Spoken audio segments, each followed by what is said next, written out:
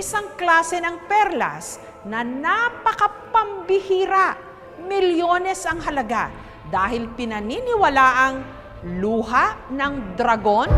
Napaluha sa galak ang tricycle driver na si Randy nung may napanood siyang video online. Hindi ng anumang teleserye o pelikula, kundi video ng isang mamahaling perlas na itinuturing na rarest of the rare. Ayon kasi sa alamat, luha raw ito ng dragon at ang tawag dito, Melo Melo Pearl.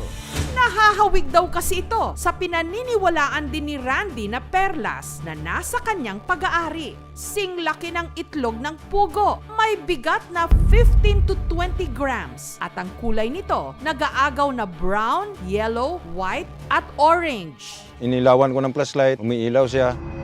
Malapit daw sa itsura ng Melo Melo Pearl na mula sa uri ng suso na kung tawagin, Melo Melo Snail. Klase ito ng gastropod na makikita sa mga bansa sa Indochina. Unique ang mga Melo Melo pearls. Sa mga thousands of Melo Melo shells, ilan lang ang makaka-form ng pearl. May mga kulay ito na yellow, tutan, hanggang sa pinakamahal is yung mga orange or tangerine na kulay. Itong Melo Melo pearls, unlike sa South Sea pearls, wala itong nacre, wala itong brilyo. Mapapabuga ka rin sa presyo mula 75,000 hanggang 250,000 US dollars o hanggang 13 million pesos. Sa gitna ng pandemya, ang isang tricycle driver nakatakda na nga bang maging milyonaryo? Yung nakita ko itong bato, nabuhayan ako ng pag-asa.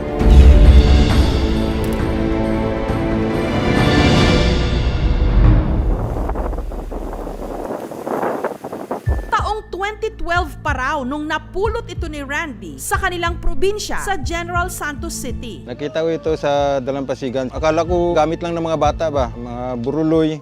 Ayon pa kay Randy, may saagimat din daw ito. Muntik na ako na disgrasya, pero sa tingin ko, nung dinadala ko itong perlasip, ako gaan-gaan ang feeling ko ba.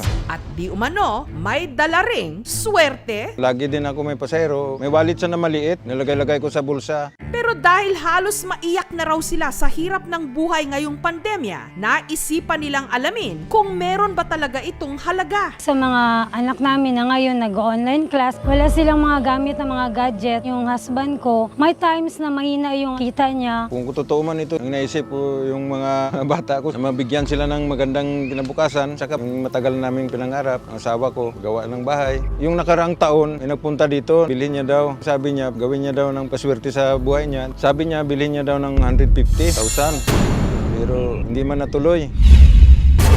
Hanggang napanood nga nila ang isang video tungkol sa isang perlas na ang presyo umaabot ng 13 million pesos. At ito nga raw ang Melo Melo Pearl. Swerte po ako, nakapulot ako ng ganitong bagay. Kaya sinamahan siya ng aming team na ipasuri ito sa Mines and Geosciences Bureau Region 12. Lalagyan natin ng acid yung specimen. Yung pinaka-rare, maabot siya ng mga 12 million pesos. Susunod, tricycle driver mula sa General Santos City nakapulot ng Dimano Perlas mula sa isang klase ng suso na ayon sa alamat, luha raw ng dragon. Ipinasuri ni Randy ang Dimanoy Melo Melo Pearl sa Mines and Geosciences Bureau Region 12. Melo Melo Pearl nga kaya ito. Based dun sa result, same composition naman po siya dun sa natural na pearl.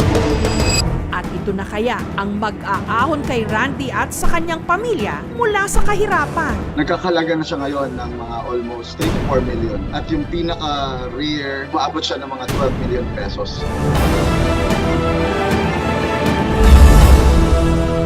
Napaluha sa galak ang tricycle driver na si Randy nung napanood online ang isang video ng isang uri ng perlas na itinuturing ding rarest of the rare. Ayon kasi sa alamat, luha ito ng dragon na ang presyo posibleng pumalo ng 13 million pesos. Ito ang Melo Melo Pearl. Sa Christie's Auction House, yung mga raw na mga Melo Melo pearls, nagkakalaga na siya ngayon ng mga almost 3 to 4 million. At yung pinaka-rare, maabot siya ng mga 12 million pesos. That's why marami pong naghahanap.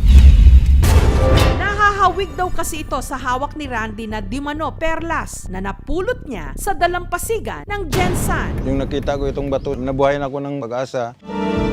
Kaya sinamahan siya ng aming team na ipasuri ito sa Mines and Geosciences Bureau, Region 12. Lalagyan natin ng acid yung specimen. If magre-react siya or bubula siya, then pwede nating masabi na same siya ng composition dun sa natural na pearl po. Ang misteryosong bato isinailalim sa physical at chemical test. Para ma-compare, yung pure na limestone po yung lalagyan natin ng acid. So makikita po natin na yung pure po na limestone ay nag-react po dun sa acid nating nilagay. So ngayon po, lalagyan natin yung alleged na pearl po ng acid.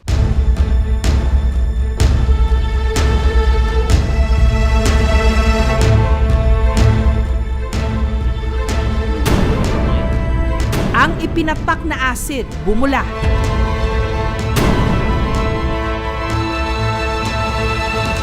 Pero May lang siya, sir. Pag pure pearl po kasi siya, sir, or tinatawag nating calcium carbonate, dapat reactive po kasi yan sa acid. Based dun sa result, same composition naman po siya dun sa natural na pearls. Pero may mga characteristics po kasi yung sample, sir, na medyo uncommon po dun sa natural na pearl po. Yung common characteristics po ng pearl natin is dapat concentric po yung layering niya. Yung sa sample po natin, sir, medyo horizontal po kasi yung layering natin. But then again, we need to conduct po yung mas detalyadong examination para po talagang ma-confirm po yung authenticity po ng ating sample. Pero may halaga ba ito o market value? Kung pagbabasehan po natin yung initial na result po, may slight chance. Sa akon lang nga karon nga nahibalaan karon nga test, gusto ko mapatis siya mabalaan gid ang kung anong resulta gani sa pearl. Kung ang napulot na bato ni Randy sumailalim sa mabusising pagsusuri na inirekomenda ng Mines and Geosciences Bureau, mapapatunayan kayang authentic ito? Aahon na ba siya sa kahirapan? O uuwing luhaan? Ang kasagutan, abangan natin sa mga darating na linggo. Ibulo, gede siya. Thank you for watching, mga kapuso. Kung nagustuhan niyo po ang videong ito, subscribe na sa GMA Public Affairs YouTube channel. And don't forget to hit the bell button for our latest updates.